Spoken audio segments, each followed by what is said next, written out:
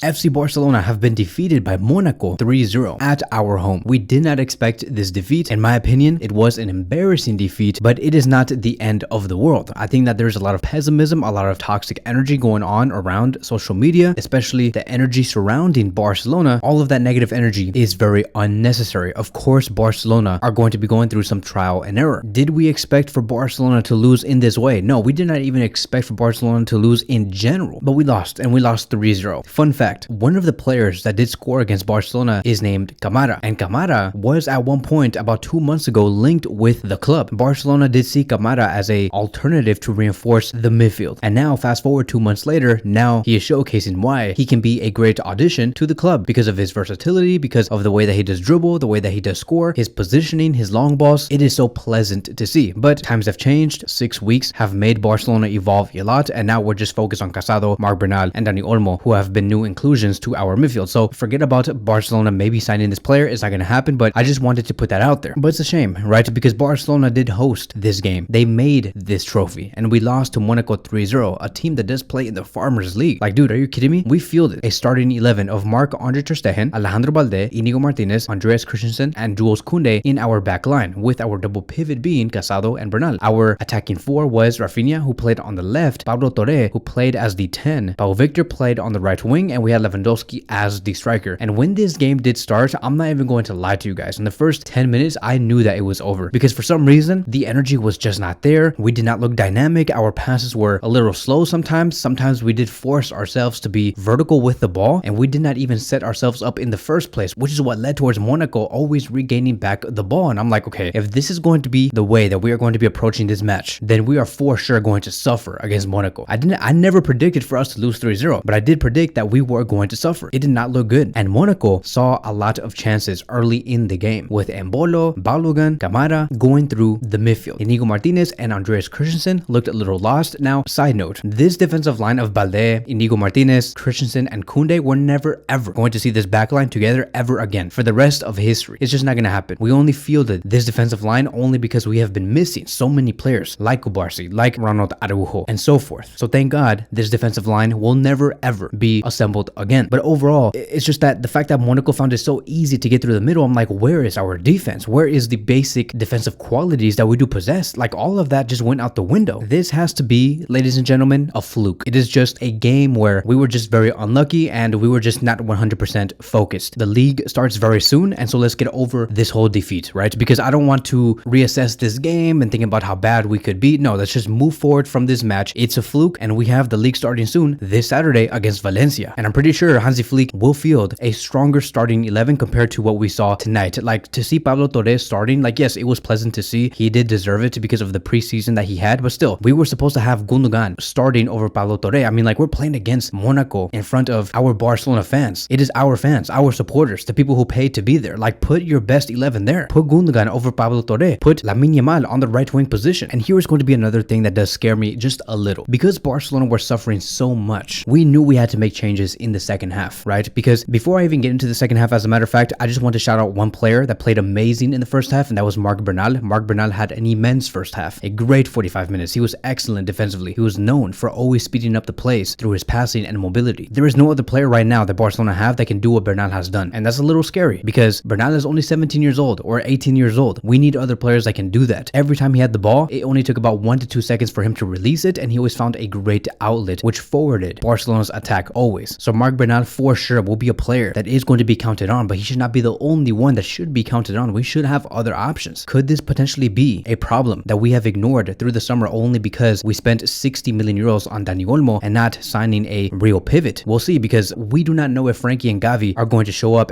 on a great level. Hopefully Frankie and Gavi can also be relied on in this way, just like Marc Bernal. So going back to what I did state, right, going into the second half, here's the thing that does scare me a lot. I really don't want to be that team that relies on a 17-year-old right winger for us to do better in the attack, because the moment Lamine Yamal came in on the 66th minute for Lewandowski, Barcelona looked much more dynamic, and that, my friends, is a problem. Like, yes, it's a big plus for Lamine Yamal himself because this guy's going to be dangerous no matter what, but are we really going to repeat what Barcelona did between 2015 and 2020 with Lionel Messi by always relying on just one player to make the difference? Because the moment I saw Lamine Yamal get the ball, I knew Barcelona upgraded, and again, that's a problem because we should already already be looking like that without one of our best players. Hansi Flick is a coach that has showed, even with Bayern Munich between 2019 and 2021, that it did not matter who started in the 11. He always brought results, and he always made Bayern Munich play in a very fast-paced way and also very effective on the ball. When Lamine Yamal came in, I'm like, dude, this guy's passing is immense, is effective. The through pass that he made to Pau Victor, where Pau Victor almost scored after chipping the ball over the goalkeeper, I'm like, this is exactly what we have been missing, is those little details, those little moments of brilliance from our players. Lamine Yamal does that constantly. And I'm like, so you're going to tell me that out of all of our players, only Lamine Yamal, who is 17 years old, can do something like this? No, we need more players that can do that. We need Rafinha to do that. We need Pablo Torre to do that. If Gundogan was available through the whole game, we need him to also do that. It's very similar to what I just talked about with Marc Bernal. Like, if Marc Bernal is the only player that can find outlets to get our ball to go to the final third, that is a problem. We need other players to do that. With Lamine Yamal, if he's the only player that can get the ball into the box, that is a problem. And even the fans were excited. Like, the Barcelona fans at the stadium were treating Lamine Yamal like if he was Messi. And I'm like, dude, I get it. Like, I really do understand, right? I get the hype. I understand his level. I know how he could be and what he is willing to do for this club and how effective he can be in front of goal. But like, this guy is already being looked at like if he's Messi. Like, we saw the Barcelona fans just cheer on Lamine Yamal when he was warming up. And I'm like, this is the loudest we have ever been through the whole game so far. Barcelona were really missing an effective, pacey left winger on this night, because the only outlet we had from the 66th minute and onwards was on the right flank. Once again, showing that Barcelona really do need a left winger, and why Nico Williams should have been a Barcelona player by now. Now, I'm going to be speaking about Nico Williams in a separate video. It is going to be coming out very soon, but yes, it is quite clear. Barcelona need to reinforce the left wing position, and we have to not just buy a random left winger from Girona or Real Betis or wherever, Atletico Madrid, from wherever, right? It has to be a world-class left winger. And one of the players that I really want to join Laporta to achieve is either Luis Diaz or Rafael Leao, because man, like,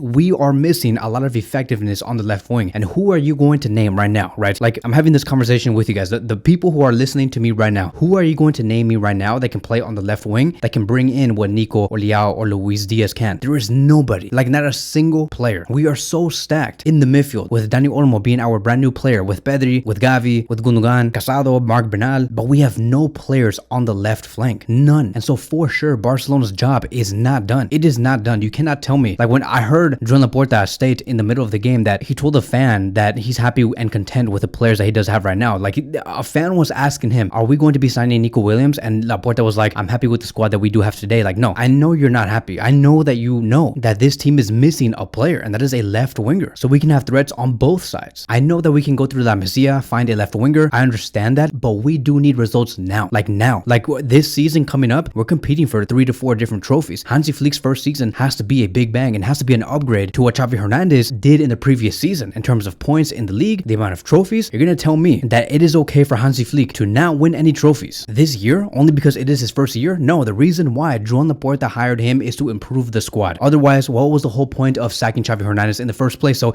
if you want Hansi Flick to improve this squad, you back him. You sign the players that he is missing, because clearly, based off this game, Barcelona is missing some key players. And so this is what Flick had to say about the match, and I quote, "We are in preseason after all. I know the team can play much better than they did today, and we will improve against Valencia. We have to learn from this match, analyze it, and teach it to our players," which is exactly what I did state, right? It is a preseason match, but it does tell us a lot on what Barcelona is missing, what we have to improve on, and we just have to put this game behind us and just look forward towards the match against Valencia, which is not going to be easy. Valencia look like a very strong team, and it is going to be away, my friends. And so it's time to turn up. Like, Barcelona cannot give out no excuses. Yes, we still have work to do in the transfer window, but no excuses in this match against Valencia. We have to come in with more pressing, more aggressiveness, more intensity, because we did not show that against Monaco. We lowered our level. And then in the next match, right, because this is the reason why momentum is so important. Momentum is important because if we win the match against Valencia, our next match, okay, listen to me closely, our next match is going to be against Athletic Club on August 24th. You know who's going to be there on August 24th? Nico Williams, a player that has made it very clear and has played Barcelona alongside his club that was supposed to come to Barcelona in the first place. Nico Williams will be there, and Barcelona have to showcase why he made a mistake. And in order for us to do that, we need to be 100%, and our players need to be available. Fermin, bro, where are you? We need you, Fermin. We need you to return as soon as possible, because we need an attacking midfielder to score us goals, because clearly Barcelona cannot do that against Monaco, and Athletic Club is not going to be easy. Athletic Club is a monster of a team with Ernesto Valverde leading the squad. And so that is it. That is going to be wrapping up today's video. Thank you guys so much for watching, and I will see you guys in the next one.